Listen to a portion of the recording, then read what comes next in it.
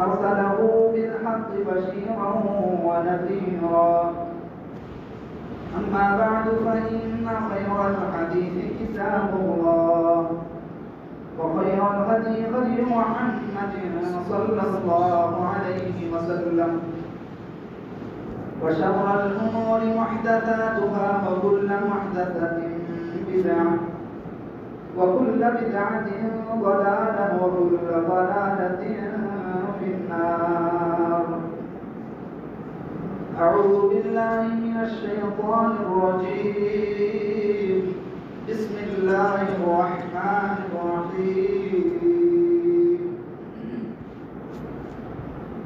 يوم نقول لجهنم هل امتلأت وتقول هل من مزيد وأزلفت الجنة للمتقين غير بعيد هذا ما توعدون لكل أواب حفيظ من خشي الرحمن بالغيب وجاء بقلب منيب ادخلوها بسلام ذلك يوم الخلود لهم ما يشاءون فيها ولدينا مزيد.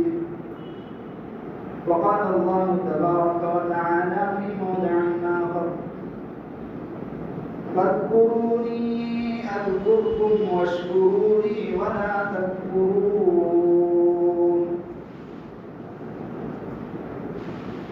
حاضرین جماع، پردہ نشین خواتین اسلام، ہر قسم کی حمد و ثنا کی ریائی بڑائی بزرگی اللہ رب العالمین کے لائق و سزاوار ہے، جو پوری کائنات کا اکیلا خالق ہے، اکیلا مالک ہے۔ اسی اللہ نے ہم سب کو پیدا کیا، اسی اللہ کی طرف ہم سب کو ایک دن لوٹ کر جانا ہے، اور ایک دن ایسا آنے والا ہے کہ اس کے سامنے کھڑے ہو کر اپنی پوری زندگی کا ہمیں حساب لینا ہے۔ درود و سلام ہو تمام انبیاء پر، خصوصاً آخری نبی جناب محمد رسول اللہ صلی اللہ علیہ وسلم پر، جنہیں اللہ تعالی رحمت للعالمین بنا کر بھیجا۔ خطبہ مسنونہ کے بعد سورۃ البقرہ کی ایک چھوٹی سی آیت میں نے آپ کے سامنے تلاوت کی ہے۔ اللہ تعالی نے فرمایا فاذکرونی اذکرکم، میرے بندو تم مجھے یاد کرو میں تمہیں یاد کروں گا، واشکروا لی ولا تکفرون، اور میرا شکر بجا لاتے رہو، ناشکری سے بچو۔ دو باتیں اللہ تعالیٰ نے اس آیت میں بتائی ہے۔ پہلی بات اللہ کا ذکر کرنا، اللہ کو یاد کرنا۔ فائدہ کیا ہوگا؟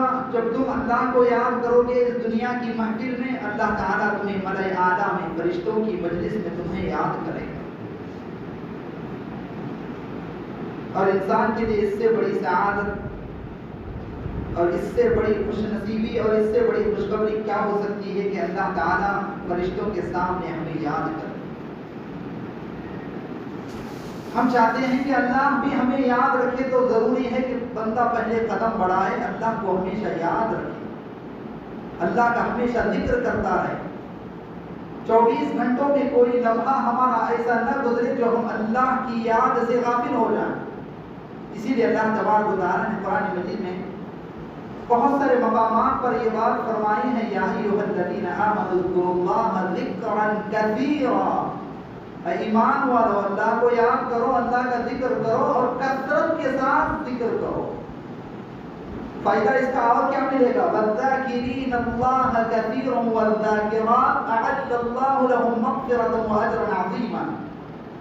جو مرد اللہ کا کثرت سے ذکر کرتے ہیں، سبحان اللہ، الحمدللہ، اللہ اکبر، استغفر اللہ، اور دنیا میں کائنات میں اس کے مناظر کو، اس کی مخلوقات کو دیکھ کر کے غور و فکر کرتے ہیں، یہ بھی اللہ کا ذکر ہے۔ تو ذکر کرنے والے، اللہ کو یاد کرنے والے مرد ہو یا اللہ کو یاد کرنے والی عورتیں ہوں، اللہ تعالیٰ نے ان کے لیے اعد اللہ لهم مغفرت تیار کر رکھا ہے، واجرا عظیما، اور بہت بڑا اجر ہے، یعنی ان کے لیے جنت فکس ہے۔ آیت کا دوسرا ٹکڑا واشکرونی ولا تکفرون، میرا شکر بجا لاتے رہو اور ناشکری سے بچتے رہو۔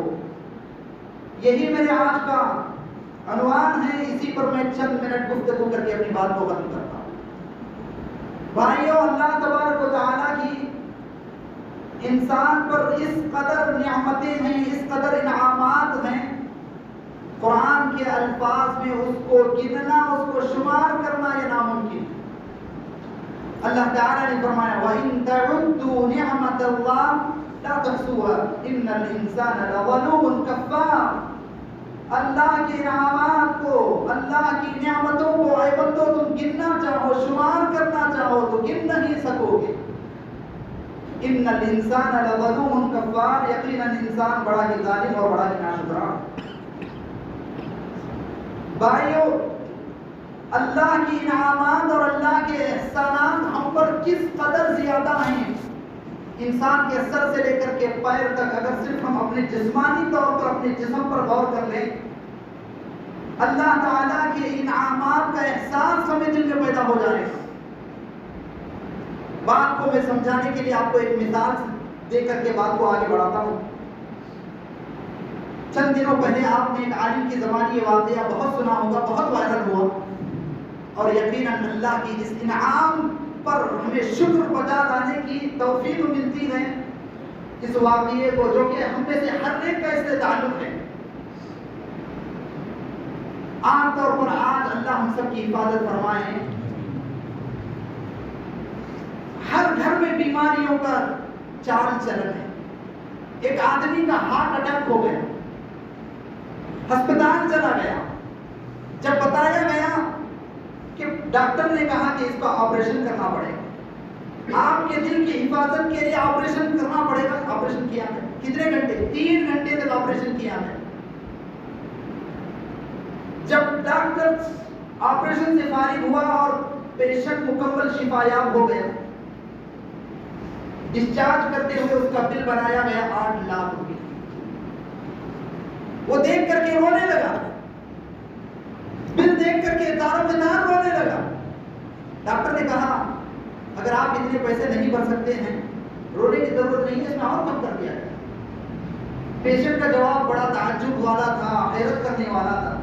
کہا ڈاکٹر صاحب میں اس لیے نہیں رو رہا ہوں کہ میں اتنی پیسے رقم نہیں بھر سکتا ہوں، بلکہ مجھے اللہ نے اتنی دولت دیا ہے کہ 8 کی جگہ میں 10 لاکھ میں بھر سکتا ہوں۔ پھر پوچھا رونے کی وجہ کیا ہے؟ رو اس لیے رہا ہوں، میری آج عمر کی جس تحدیث پر میں قدم رکھا ہوں 70 سال ہو چکے ہیں۔ 70 سال سے پیدائش سے لے کر کے 70 سال تک اللہ تبارک و تعالیٰ میرے دل کی حفاظت کر رہا ہے۔ آج تک اللہ نے کوئی بل مجھے نہیں بھیجا ہے۔ آپ نے صرف میرے دل کو 3 گھنٹے حفاظت کی ہے تو 8 لاکھ روپیہ انعام بنایا، 8 لاکھ روپیہ بل بنایا ہے۔ میں اللہ کا کیسے شکر ادا کروں جس نے 70 سال تک میرے دل کی حفاظت کی ہے۔ اللہ اکبر۔ بھائیو، وہی دل آج میرے اور آپ کے سینے میں بھی دھڑک رہا ہے، ہر لمحہ دھڑک رہا ہے۔ اگر وہ 1 منٹ کے لیے بھی ریسٹ لے لے تو انسان کی زندگی ہی ختم ہو جائے۔ اس پر ہم نے کب شکر اللہ کا ادا کیا ہوا ہے؟ اس واقعے کو سامنے رکھ کر کے 2 پہلو ہو سکتے ہیں۔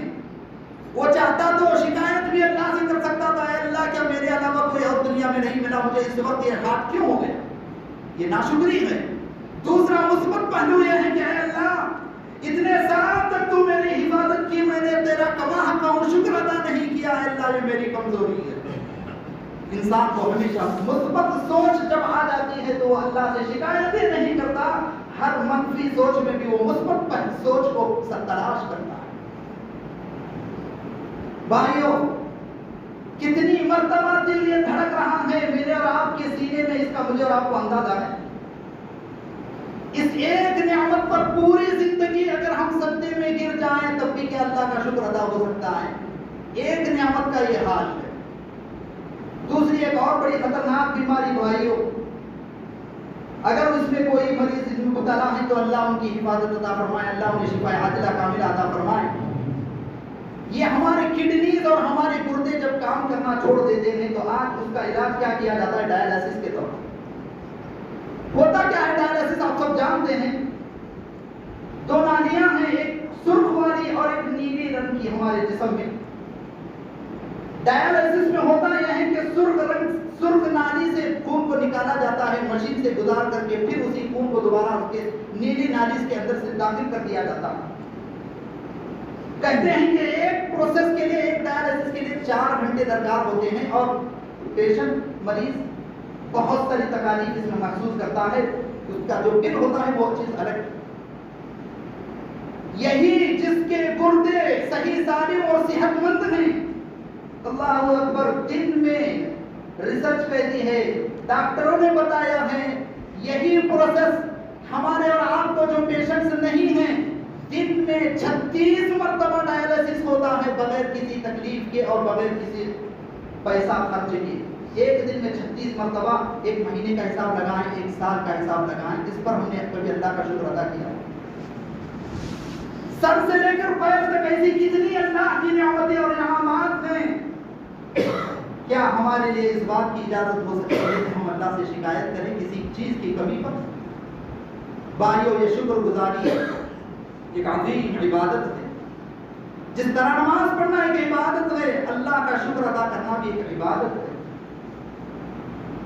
بندہ شاکر جب اللہ کا شکر بجا لاتا ہے تو وہ اللہ کی رضامندی کو حاصل کرتا ہے۔ قرآن نے کہا وَإِن تَشْكُرُوا يَرْضَهُ لَكُمْ، اگر تم اللہ کا شکر ادا کرو گے اس کی نعمتوں کو پا کر کے اللہ تم سے راضی ہو جائے۔ یہ شکر گزاری اللہ تبارک و تعالیٰ کے عذاب سے بچنے کا بھی ذریعہ ہے۔ مَا يَفْعَلُ اللَّهُ بِعَذَابِكُمْ إِن شَكَرْتُمْ وَآمَنْتُمْ وَكَانَ اللَّهُ شَاكِرًا عَلِيمًا۔ اللہ کو کیا پڑی ہے کہ وہ اپنے بندوں کو عذاب دے؟ اللہ کبھی اپنے بندوں کو عذاب دینا نہیں چاہتا اگر وہ 2 کام کرتے ہیں۔ اس آیت کی روح سے دیکھا جائے، ان شکرتم وآمنتم، اگر تم اللہ کا شکر بجا لاؤ گے اور اللہ پر ایمان لاؤ گے کما حق ہو، تو اللہ تمہیں عذاب دے کر کیا کرے؟ یہ شکر گزاری ہماری نعمتوں کی حفاظت بھی کرتی ہے اور ہماری نعمتوں میں بڑھوتری اور زیادتی بھی کرتی ہے۔ قرآن نے کہا وَإِذْ تَأَذَّنَ رَبُّكُمْ لَئِن شَكَرْتُمْ لَأَزِيدَنَّكُمْ وَلَئِن كَفَرْتُمْ إِنَّ عَذَابِي لَشَدِيدٌ۔ اور تمہارے رب کا یہ فرمان ہے، اگر اللہ کی نعمتوں پر تم شکر بجا لاؤ گے اللہ تمہاری نعمتوں میں اور زیادتی کرے گا۔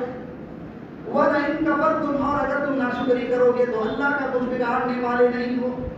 ان عذابی لشدید، لیکن میرا عذاب بڑا شدید ہے، بڑا سخت ہے۔ اگر دیکھا جائے بھائیو، قرآن کہتا ہے کہ دنیا میں اللہ کی نعمتوں کو پا کر کے اللہ کا کما حق اور شکر ادا کرنے والے لوگوں کی تعداد بہت کم ہے۔ شکایات کرنے والے، کسی چیز کی کمی ہو جاتی ہے تو حرف شکایت فوراً زبان پر لے آتے ہیں، ان کی تعداد زیادہ ہے۔ اللہ کا شکر ادا کرنے والوں کی تعداد دنیا میں بہت کم ہے۔ قرآن گواہی دیتا وَقَلِيلٌ مِّنْ عِبَادِيَ الشَّكُورُ، میرے شکر گزار بندے دنیا میں بہت تھوڑے ہیں۔ بھائیو، اس تھوڑے لوگوں میں مجھے اور آپ کو شامل ہونا ہے، ہر حال میں اللہ کی نعمتوں کا شکر بجا لانا ہے۔ اور یہ شکر گزاری انبیاء علیہم السلام کی صفات میں سے، انبیاء جو دنیا میں جن صفات اور جن کردار سے متصف ہوتے ہیں، اللہ تبارک و تعالیٰ نے قرآن مجید میں انبیاء کی ایک صفت یہ بھی بیان کرتا ہے کہ جتنے انبیاء ہوتے ہیں وہ رب کے بڑے شکر گزار ہوا کرتے ہیں۔ حالانکہ آپ کو معلوم ہے انبیاء کی زندگی میں دنیا میں جتنی پریشانیاں، جتنی مصیبتیں اور جتنے امتحانات انبیاء پر آئے ہیں، قیامت کے صبح تک اتنے بڑے آزمائشیں کسی انسان پر آ ہی نہیں سکتی۔ اللہ کے نبی صلی اللہ علیہ وسلم نے فرمایا ان اشد الناس بلاء الانبیاء ثم الامثل فالامثل، اس دنیا میں سب سے زیادہ شدید ترین مصائب و آلام اور مصیبتیں اور آزمائشیں کسی پر آئی ہیں تو انبیاء علیہ السلام کی پر آئی ہیں۔ اس کے باوجود قرآن کہتا ہے میرے نبیوں کی زندگی کو پڑھو، وہ ہر حال میں بڑے شکر گزار۔ حضرت نوح علیہ السلام کے بارے میں فرمایا انہ کان عبدا شکورا، یقیناً وہ اللہ کے بڑے شکر گزار بندے تھے۔ ابراہیم علیہ السلام کی زندگی ابھی چند مہینوں پہلے ہم نے بڑی سیرت ان کی سنی ہوگی آپ نے، پوری زندگی امتحان ہی امتحان ہے، اور ہر آنے والا امتحان پچھلے گزرے ہوئے امتحان سے بڑا۔ قرآن اس کے باوجود کہتا ہے ان ابراہیم کان امۃ قانتا للہ حنیفا ولم یکن من المشرکین شاکرا لانعمہ، یقیناً ابراہیم اپنے رب کے بڑے فرما بردار تھے، قانتا للہ حنیفا، اللہ ہی کی طرف رجوع ہونے والے تھے، کسی اور کی طرف منہ مارنے والے نہیں تھے۔ وَلَمْ يَكُنْ مِنَ الْمُشْرِكِينَ، اور ان کی ایک خاص صفت یہ تھی کہ وہ مشرکوں میں سے نہیں تھے۔ شَاكِرًا لِأَنْعُمِهِ، اس کے ساتھ ساتھ ہر آزمائش پر وہ صبر بھی کرتے اور اللہ کی نعمتوں پر شکر بھی ادا کرتے تھے۔ شَاكِرًا لِأَنْعُمِهِ، وہ اللہ کے انعامات پر شکر ادا کیا کرتے تھے۔ اور خود ہمارے نبی، آخری نبی جناب محمد رسول اللہ صلی اللہ علیہ وسلم، جن کے بارے میں قرآن، جن کے بارے میں شریعت کے پہلے سے گواہی دے چکی تھی، اللہ تعالیٰ نے آپ کے سارے اگلے پچھلے گناہوں کو معاف کر دیا ہے۔ اس کے باوجود آپ کی نمازوں کا حال کیا ہے؟ آپ کی نمازوں کا حال یہ ہے، رات میں اٹھ کر کے اتنا لمبا قیام۔ بھائیو، شاید زندگی میں کبھی ایسا موقع میرے اور آپ کی زندگی میں نہ آیا ہو، اتنا لمبا قیام، اتنی لمبی نمازیں شاید نہیں ہم کبھی پڑھے ہو کہ ہمارے پیروں میں ورم آ جائے، سولن آ جائے۔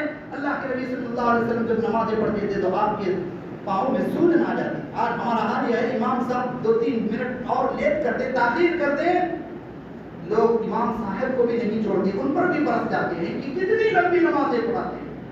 خطبہ تھوڑی دیر لیٹ ہو جائے، لوگ بار بار گھڑی کی طرف دیکھتے ہیں کہ کیا بس کر دیا ہے، جلدی چھوڑتے ہیں۔ حالانکہ ہر عالم آ کر کے اللہ اور کے رسول کی باتیں بتاتے ہیں۔ بھائیو، اللہ کے نبی صلی اللہ علیہ وسلم کا حال یہ ہے کہ آپ کے پاؤں میں ورم آ جا رہا ہے۔ پوچھنے والوں میں سے کسی نے پوچھا، اللہ کے نبی اتنا اپنے آپ کو تھکانے کی ضرورت کیا ہے، جبکہ آپ کے سارے گناہ معاف ہیں، اگلے بھی پچھلے بھی۔ آپ سید المرسلین، رحمت للعالمین، خاتم النبیین، اللہ کے سب سے محبوب اور چہیدے، پھر اتنا تھکانے کی کیا ضرورت ہے؟ اللہ کے نبی اسلام نے فرمایا، افلا اکون عبدا شکورا، کیا میں اللہ کا شکر گزار بندہ نہ بنوں؟ اللہ نے جب اتنی ساری انعامات مجھے عطا کی ہے تو پھر یہ میرا تقاضا بنتا ہے کہ میں اللہ کا شکر بھی ادا کروں۔ یہ نماز دراصل اللہ کی شکر گزاری کا ایک تقاضا، شکر گزاری کا ایک ذریعہ ہے۔ پتہ یہ بھی چلا حضرات، اللہ کا شکر ادا کرنے کے لیے صرف زبان سے ہی نہیں، شکر کا ایک تقاضا یہ بھی ہے کہ آدمی فوراً اللہ تعالیٰ کی طرف لپک پڑے اور سجدے میں گر جائے، 2 رکعت نماز پڑھ کر کے ہی صحیح وہ اللہ کا شکر ادا کرے۔ جب کوئی نعمت اس کو ملتی ہے، اللہ کو کبھی نہ بھولے۔ شکر گزاری کے تقاضے کیا ہیں؟ کیسے ہم شکر ادا کریں؟ اور کوئی نعمت اگر ملتی ہے تو اس پر ہمیں کیا کرنا چاہیے؟ سب سے پہلی چیز بھائیو، شکر گزاری کا تقاضا یہ ہے، جو نعمت ہمیں ملی ہوئی ہے، دل میں اس کا احساس پیدا ہو کہ یہ مجھے میرے کمال کی وجہ سے نہیں، یہ میرے ہوشیاری، میری ذہانت، میرے علم، میری محنت کا نتیجہ نہیں ہے، بلکہ یہ میرے رب کا دیا ہوا، میرے رب کا عطا کیا ہوا ہے۔ اللہ اگر نہ دیتا تو رات دن محنت کر کے بھی اس نعمت کو میں حاصل نہ کر سکتا، نہ مال حاصل کر سکتا، نہ میں صحت بنا سکتا، نہ کوئی اور چیز میں حاصل کر سکتا، بلکہ یہ میرے رب کا فضل ہے جو مجھے عطا ہوا ہے۔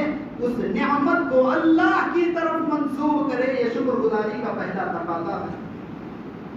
اللہ کے ایک جلیل القدر پیغمبر گزرے ہیں، آپ سب جانتے ہیں، حضرت سلیمان علیہ السلام۔ آپ کی خصوصیت یہ ہے کہ اللہ تبارک و تعالیٰ سے پہلے ہی انہوں نے یہ دعا کی، اے اللہ رب هب لي ملكا لا ينبغي لأحد من بعدي إنك أنت الوهاب، اے اللہ دنیا میں نبوت کے ساتھ ساتھ مجھے ایسی بادشاہت بھی عطا کر دے جو قیامت کی صبح تک کسی اور کو ایسی نصیب نہ ہو۔ اللہ نے آپ کی دعا کو قبول کر لی۔ آپ جہاں نبی تھے وہیں ایک ایسے بادشاہ جن کا کنٹرول، جن کی حکومت ہواؤں پر، جنات پر، یہاں تک کہ وہ بولی کو بھی سمجھتے تھے پرندوں کی، اسی طرح سے چونٹیوں کی بولی کو سمجھا کرتے تھے۔ اللہ اکبر، قیامت کی صبح تک ایسا کوئی اور بادشاہت کسی کو نصیب ہو، یہ ممکن ہی نہیں ہے۔ ایک دن ایسا بھی ہوا، ملکہ سبا جو سبا میں رہتی ہیں اور یہ کسی اور جگہ پر رہتے ہیں، دونوں کے درمیان کا فاصلہ ہے تقریباً 1500 میل، صرف ایک ون وے آنا اور جانا مل کر کے تقریباً 3000 میل کا فاصلہ۔ حضرت سلیمان علیہ السلام نے دربار میں اعلان کیا کہ تم میں سے کون ہے ملکہ سبا کے تخت و تاج کو لا کر کے میرے دربار میں حاضر کر دے۔ قال عفریت من الجن انا آتیک بہ قبل ان تقوم من مقامک، ایک عفریت جن نے کہا کہ آپ کے کھڑے ہونے سے پہلے لا کر کے حاضر کر دوں گا۔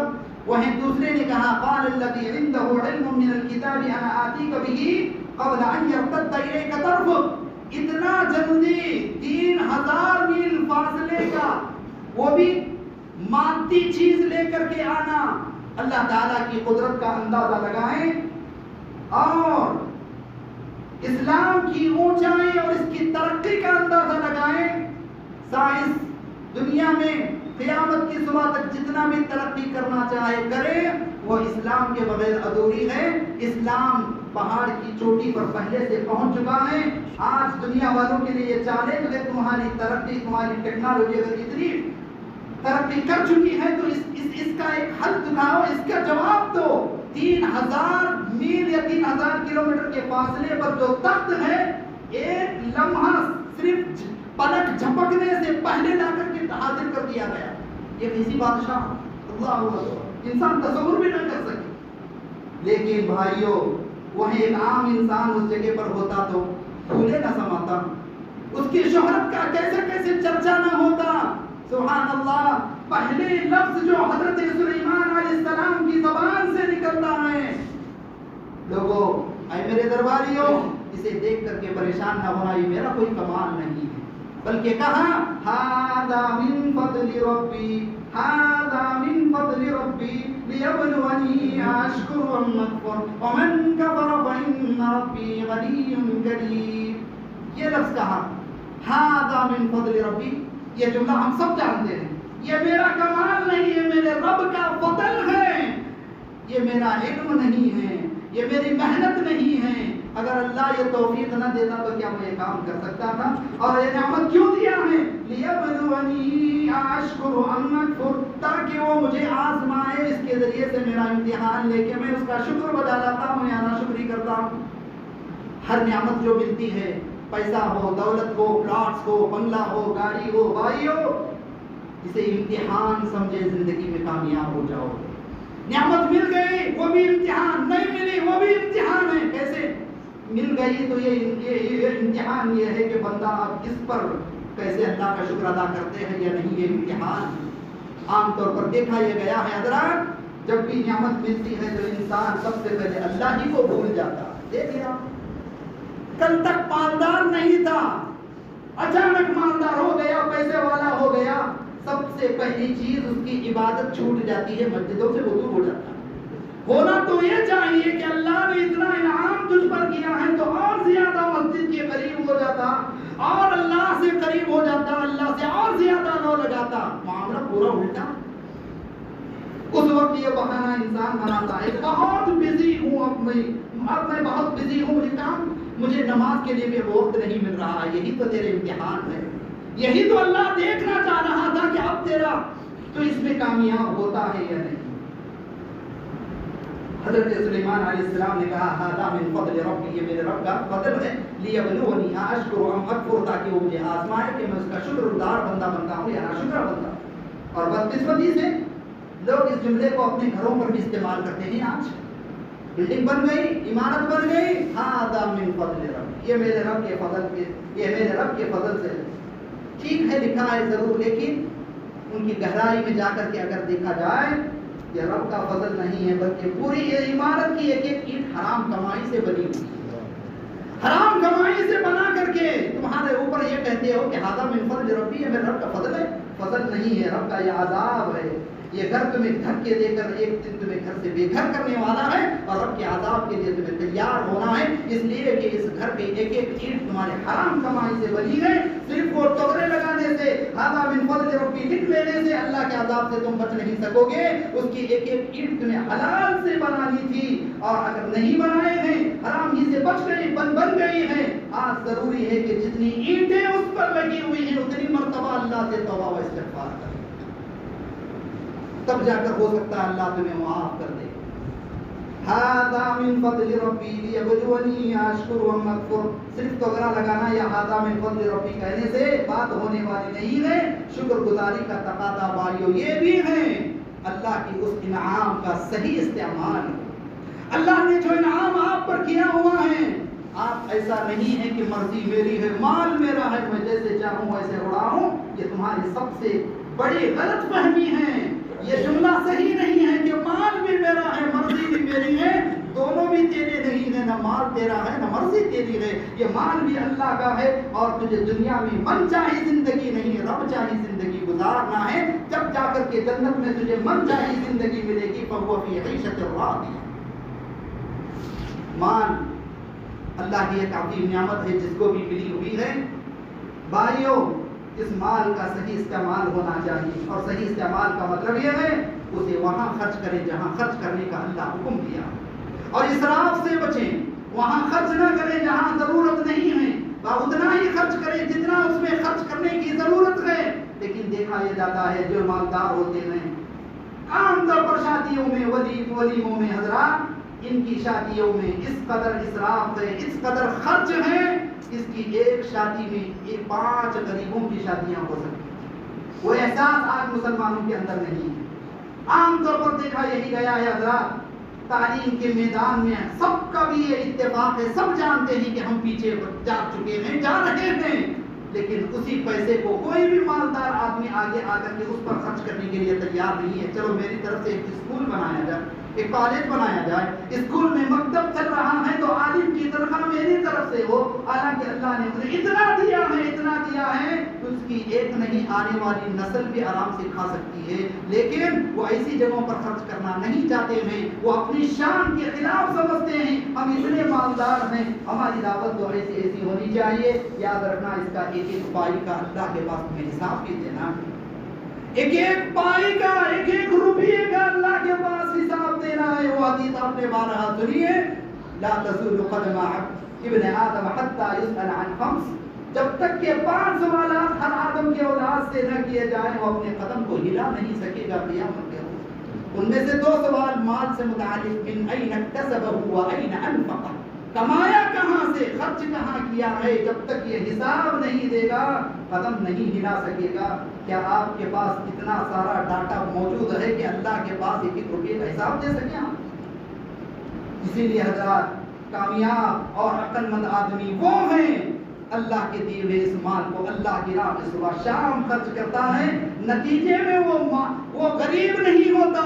اللہ کا یہ وعدہ ہے جو آیت ابھی میں نے آپ کے سامنے پڑھی ہے، اللہ کی راہ میں خرچ کرو گے اللہ تمہیں اور زیادہ عطا کرے گا، یہ اللہ کا وعدہ ہے۔ سب سے پہلے اس بات پر ہمیں دل میں یقین ہونا چاہیے، خرچ کرنے سے مال میں کمی نہیں، آج 100 روپے خرچ کروں گا اللہ کل تک میرے لیے 1000 کا انتظام کر دے گا، یہ ہمارے دل میں احساس پیدا ہونا چاہیے۔ بھائیو باتیں اور بھی ہو سکتی ہیں، آخری بات بتا کر کے اپنی بات کو ختم کرتا ہوں۔ اللہ تعالیٰ کا شکر ادا کرنے کے لیے بھی ضروری ہے کہ آدمی اللہ سے توفیق مانگے۔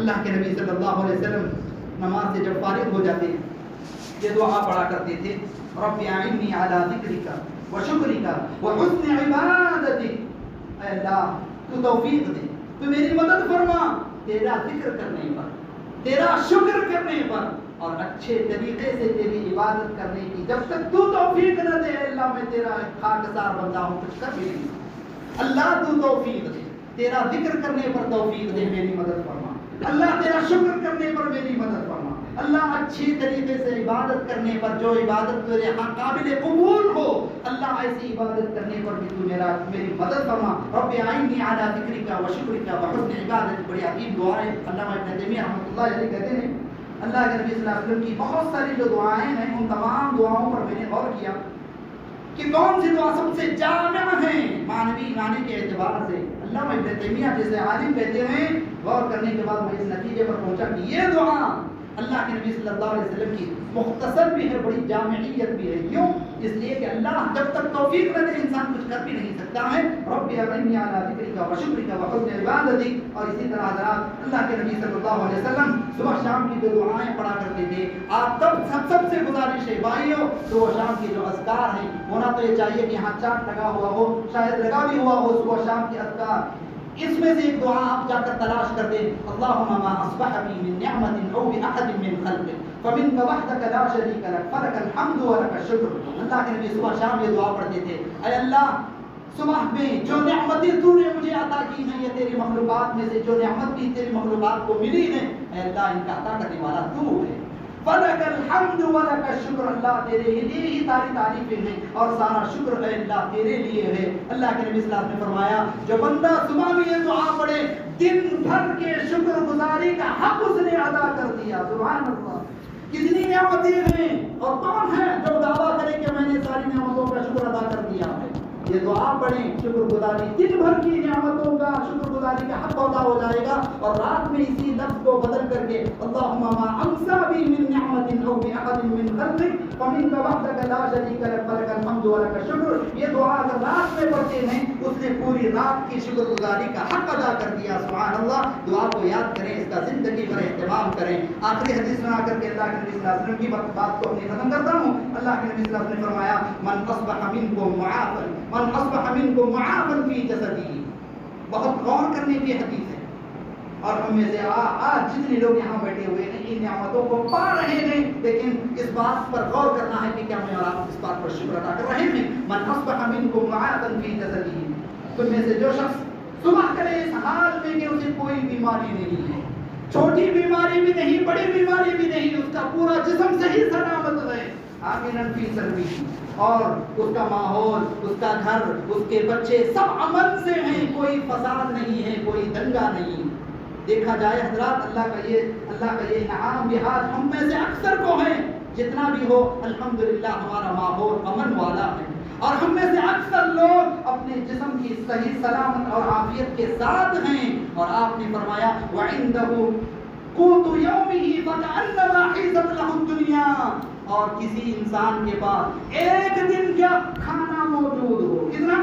ایک دن کی روٹی موجود ہو صبح سے لے کر شام تک۔ ہم میں سے کون آدمی آج ایسا ہے جس کے پاس ایک وقت یا ایک دن کا کھانا نہ ہو؟ ہم میں سے آج کوئی نہیں ہے، اللہ کا اتنا بڑا انعام ہے۔ فرمایا فَكَأَنَّمَا حِيزَتْ لَهُ الدُّنْيَا، یہ تین چیزیں جسے مل جائیں، تین چیزیں جو جسے مل جائیں، جسم کی عافیت، امن و امان، اور اسی طرح سے ایک دن کا کھانا، گویا اسے دنیا کی ساری چیز نعمتیں اسے مل گئی ہیں، گویا وہ دنیا کا بادشاہ ہے۔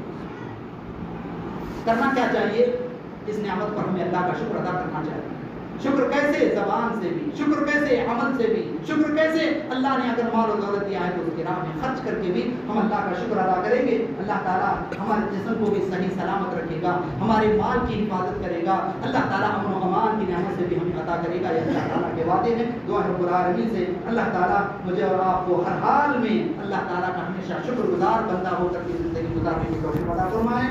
اللہ تعالیٰ کی جو بھی نعمتیں ہیں ان کو پا کر کے ناشکری کی زندگی سے بچنے کے اللہ ہمیں توفیق عطا فرمائے۔ اللہ تعالیٰ ہمیں سے جو بیمار ہیں انہیں شفاء عاجلہ کاملہ عطا فرمائے، جو پریشان حال اللہ اپنی پریشانی کو دور عطا فرمائے، جو دنیا سے ایمان کی حالت میں رخصت ہوئے ہیں اللہ ان تمام پر توفیق کی مغفرت عطا فرمائے۔ اللہ ہم سب کو آخری دم تک توحید پر قائم رہنے کی توفیق عطا فرمائے۔ جو دنیا سے ہم جب بھی دنیا سے جائیں اللہ تعالیٰ ایمان کی حالت میں کلمہ توحید لا الہ الا اللہ پر ہماری آخری سانس بھی کرنے کی اللہ ہمیں توفیق عطا فرمائے۔ آمین ثم آمین۔ بارک اللہ لنا ولکم فی القرآن المجید ونفعنا وإياکم بالآیات والذکر الحکیم، إنه تعالى جواد كريم حليم بر وغفور رحيم۔